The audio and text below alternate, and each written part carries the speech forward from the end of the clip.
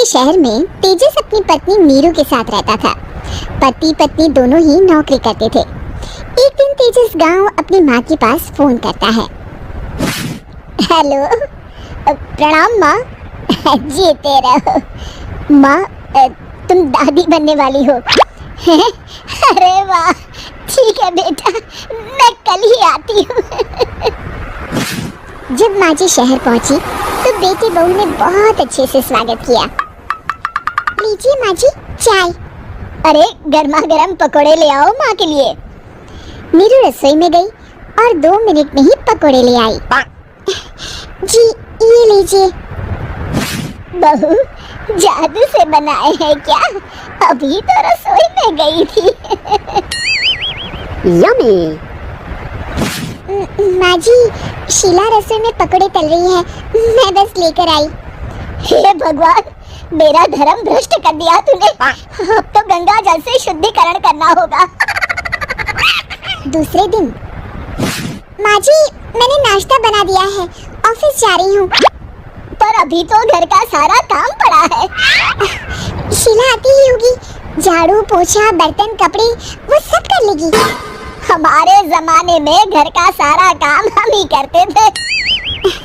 जी माँ जी, आप बहुत होशियार हैं, मैं घर ऑफिस दोनों नहीं संभाल पाती। तो जरूरत क्या है घर से बाहर जाकर चाकरी करने की?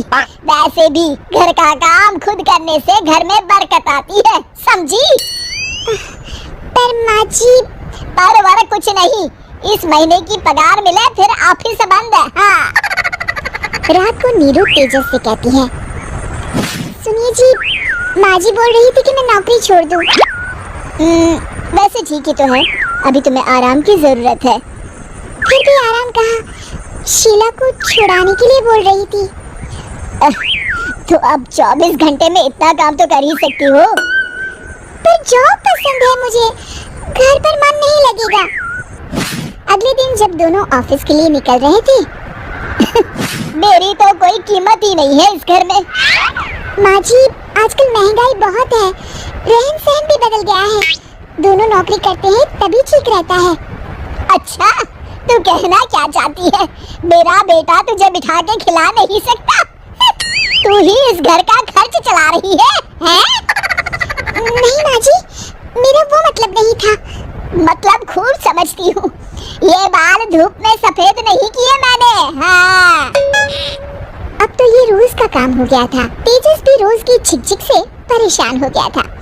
एक दिन उसने कहा, नीरू, वैसे भी तुम्हें मैटरनिटी लीव मिलने वाली है, तो अभी से ही छुट्टी ले लो। पर क्या, मेरी सैलरी अच्छी खासी है। आखिर नीरू ने रिजाइन कर दिया। जब बच्चा हुआ तो घर में सब बहुत खुश हुए। कुछ दिनों बाद तेजस फाइल देख रहा था। क्या हुआ तेजस, कुछ परेशान लग रहे हो? हाँ, वो हमारी जितनी सेविंग्स थी वो तो हॉस्पिटल में और छठी के फंक्शन में खत्म हो गई है नीरू। और अभी वैसे मंदी चल रही है तो मैं बोल रही थी कल मुन्ना को हेपेटाइटिस का टीका लगवाना है। नीरू, क्या पोस्टपोन नहीं कर सकते? नहीं जी, बिल्कुल नहीं। अब तेजस को समझ में आ रहा था कि उससे गलती हुई है। पैसों की कमी का असर घर के माहौल पर भी पड़ रहा था।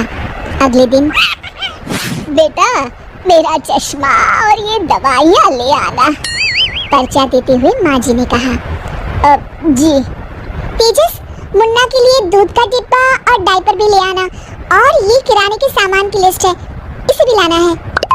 तेजस गुस्से में लिस्ट मरोड़कर फेंकता है और चिल्लाता है, पैसे क्या पेड़ पर उगते हैं? ये ले आना, वो ले आना। अरे, पर ये जरूरत का सामान ही है। वो गुस्से में बिना कुछ कहे ऑफिस चला गया। अरे लंच तो ले जाइए। नीरू दौड़कर डिब्बा पकड़ाती है। एक दिन खाना खाने के बाद, नीरू, अब तो मुन्ना कुछ बड़ा हो गया, तो अब तुम वापस ज्वाइन कर लो ना जॉब। पर इस रिसेशन में जॉब मिलना बहुत मुश्किल है, ट्राई तो करो। फिर मुन्ना, माँ जी है ना, और एक फुल टाइम मेड भी लगा लेंगे। पर माँ जी, उन्हें तो पसंद नहीं। तभी माँ जी वहाँ आ जाती है और प्यार से नीरू के सर पर हाथ फेरते हुए बोलती है, अब मेरी समझ में आ गया बहू, पहले के और अब के समय में अंतर है। तुम काम शुरू करो, मुन्ना की जिम्मेदारी मेरी। मेरी प्यारी माँ जी। ये कहकर नीरू उनके गले लग गई। शिक्षा परिवर्तन संसार का नियम है, हमें भी समय के साथ चलना चाहिए।